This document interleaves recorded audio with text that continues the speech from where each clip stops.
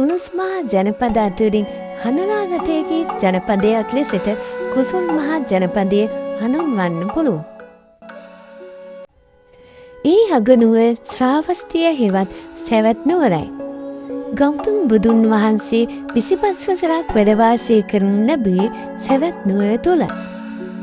එයින් වසර 19ක කාලයක් අනේපිඬු සිටුතුමා විසින් පූජා කරන ලද ජේතවනාරාමයේ වැඩ වාසය කළහ.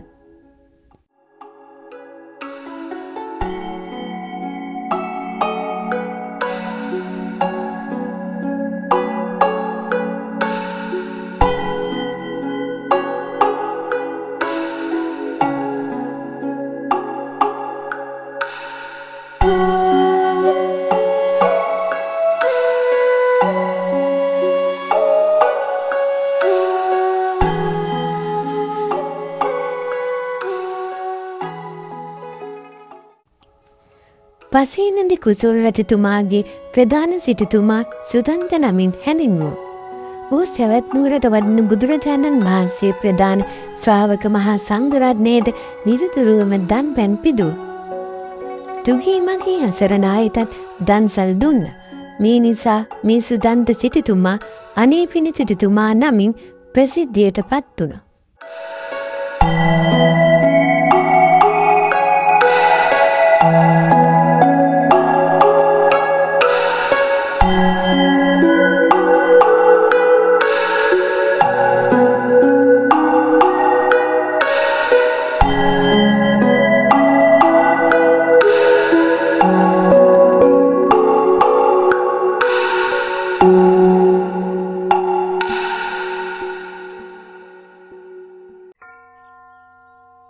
තමා පදිංචිව සිටින සැවැත් නුවරින් බුදුරජාණන් වහන්සේ උදෙසා ආරාමයක් තනවා පූජා කරන්න කල්පනා කළා.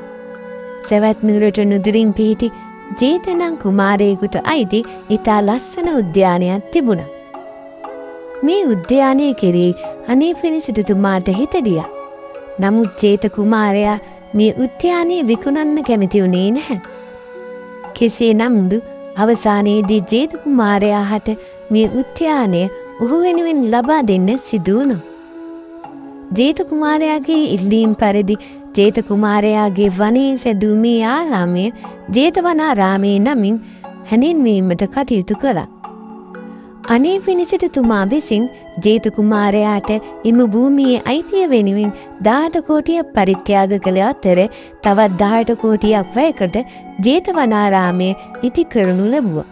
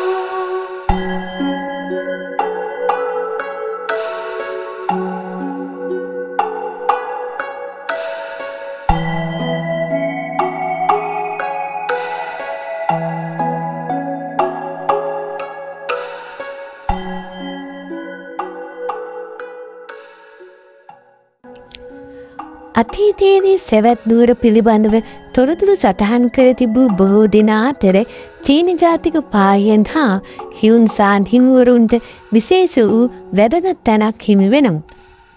විශේෂයෙන්ම කිය යුතු කරුණක් වන්නේ ඉන්දියාවේ මෙවැනි ස්ථාන සම්බන්ධයෙන් ගවේෂණය කළ පුරාවිද්‍යාඥයින් බහුතරයක් ස්ථාන හඳුනා ගැනීම පිණිස උපකාරී කරගත් වැදගත් මූලාශ්‍රයක් වූයේ චීන ජාතික දේශාටකයින්ගේ වාර්තායි.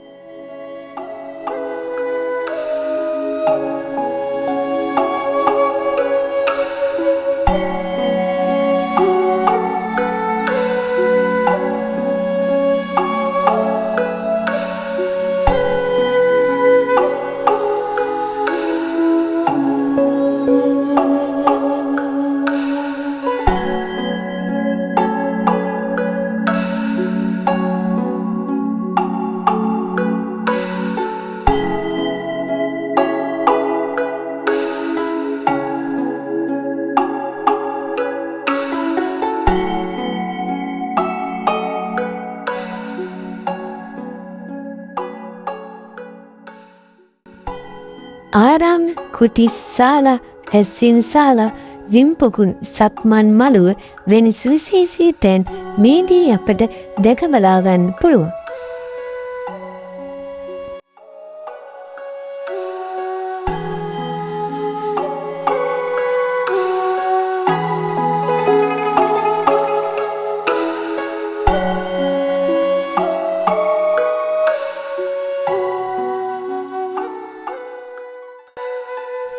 එසේම සීවලි මහරහතන් වහන්සේගේ ධාතුන් වහන්සේලා තැන්පත් කළ ස්තූපය සහ වැඩ සිටි කුටිය, අඟුලිමාල මහරහතන් වහන්සේ වැඩ සිටි කුටිය, ආනන්ද තෙරුණ වහන්සේගේ කුටිය, සැරියුත් මහරහතන් වහන්සේගේ ධාතුන් වහන්සේලා තැන්පත් කළ ස්තූප, උපෝසථාගාරය, ආනන්ද බෝධි, බුදුන් වහන්සේ සක්මන් කිරීම සඳහා භාවිතා කළ සක්මන් මළුව, දන් සභා මණ්ඩපය, බුදුන් වහන්සේගේ සුගන්ධ කුටිය මේ ආදී වශයෙන් සුවිශේෂී වූ ස්ථාන රැසක් මේ පුණ්‍ය භූමිය තුලදී අපට දැක ගන්න පුළුවන්.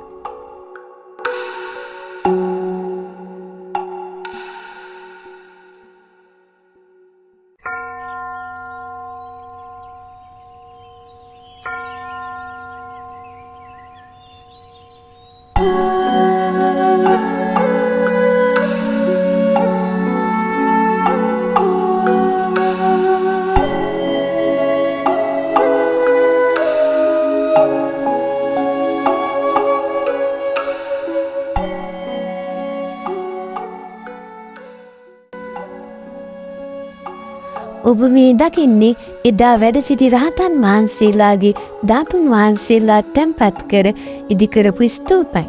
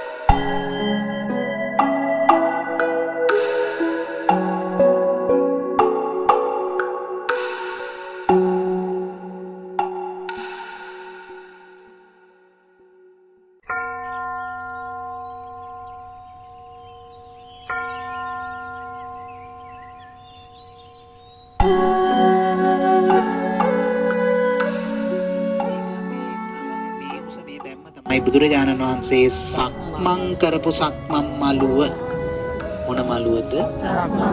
කවුද සක්මන් කරේ?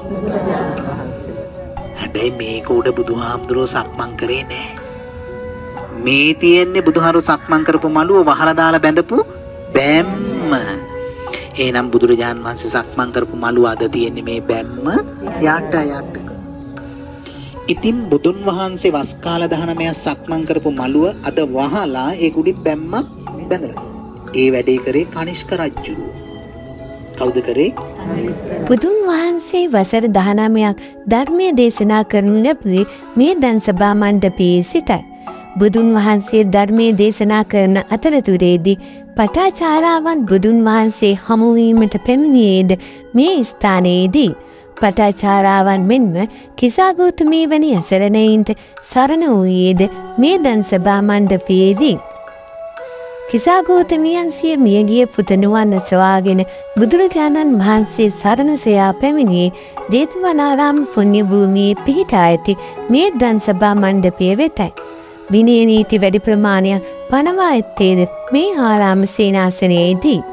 සුගන්ධ කුටිය අසරත වෙන්නට මේ දන් සභා මණ්ඩපය අපට දැක බලා ගන්න පුළුවන්.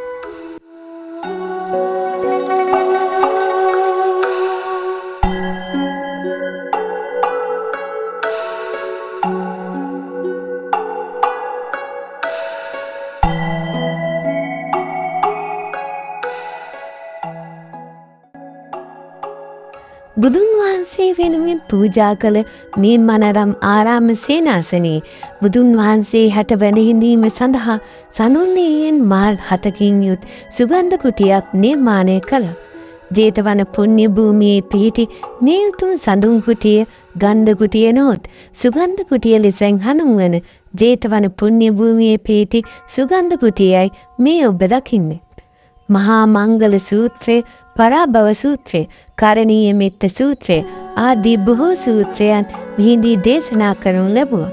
එමෙන්ම සංයුක්ත නිකාය, අංගුත්තර නිකාය ආදී සූත්‍රවලින් 4/3කට වඩා දේශනා කරනු ලැබුවේ සවැත් නුවරදී.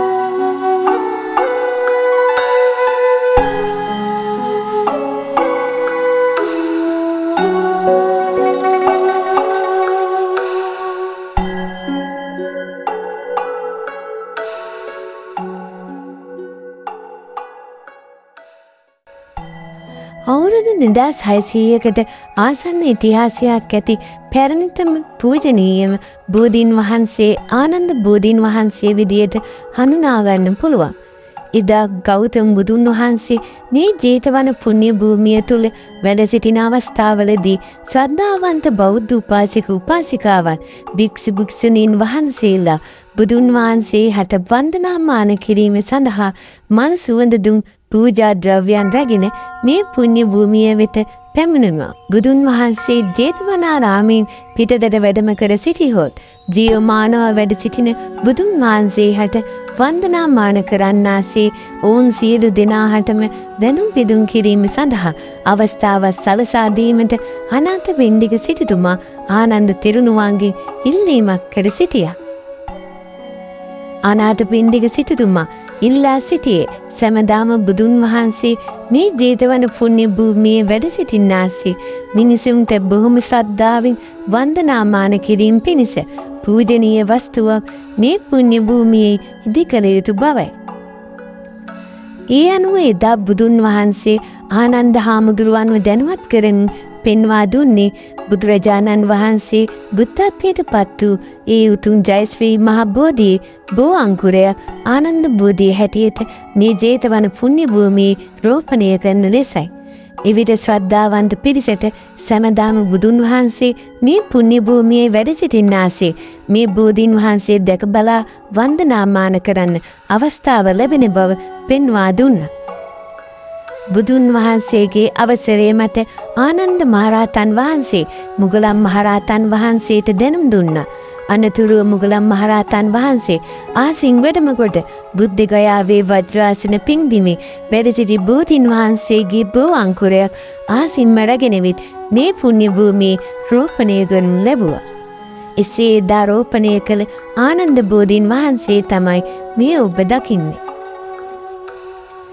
ආනන්ද බෝධීන් වහන්සේ මෙසේ වැඩ සිටියත් අවුරුදු 2000 ගණනක සිට පැවතිමින් අද වයෝවෘද්ධව පවතිනවා. මේ බෝධීන් වහන්සේ දෙස හොඳින් බැලුවොත් ඔබට පැහැදිලිව පෙනේවි. එහි කඳ දිරා ගිය ආකාරයත් මෙටි ආලේපනය කිරීම මගින් බෝධීන් වහන්සේව තව දුරටත් රැක ගැනීමට ගන්නා උත්සාහය.